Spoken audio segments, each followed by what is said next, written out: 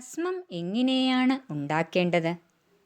പശുവിൻ്റെ ചാണകം ഉരുട്ടി ഉരുളകളാക്കി എടുക്കണം. എന്നിട്ട് നല്ലപോലെ ഉണക്കിയെടുക്കണം.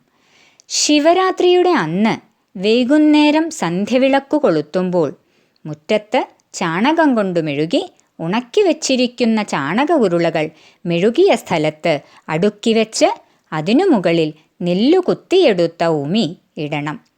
ഒരുവിധം നന്നായി മൂടുന്ന വിധത്തിൽ വേണം ഉമി ഇടാൻ. എന്നിട്ട് തേങ്ങ പൊതിച്ചെടുത്ത ചകിരിയും മടലും കൊണ്ട് മൂടി വച്ചിട്ട് നിലവിളക്കിൽ നിന്നും ഒരു തിരി കത്തിച്ച് അതിൽ വെക്കണം. നന്നായി കത്തുന്നുണ്ടോ എന്ന് ഇടയ്ക്കിടെ ശ്രദ്ധിക്കണം. അങ്ങനെ അത് നന്നായി കത്തിക്കഴിഞ്ഞ് രാവിലെ നോക്കുമ്പോൾ ഭസ്മം ആയിട്ടുണ്ടാവും. ഭസ്മനിർമ്മാണത്തിന് പ്രത്യേക ചിട്ടകൾ തന്നെ ഉണ്ട്. അമാവാസി, പൗർണമി, അഷ്ടമി എന്നീ ദിവസങ്ങളിൽ ഭസ്മത്തിനുള്ള ചാണകം ശേഖരിക്കുന്നതാണ് ഉത്തമം.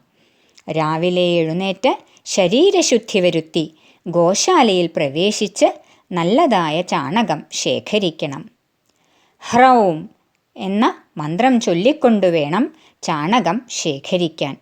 ചാണകം എടുത്ത ശേഷം നമ എന്ന മന്ത്രം ജപിച്ച് ചാണകത്തെ ഉരുളകളാക്കി ഉരുട്ടണം.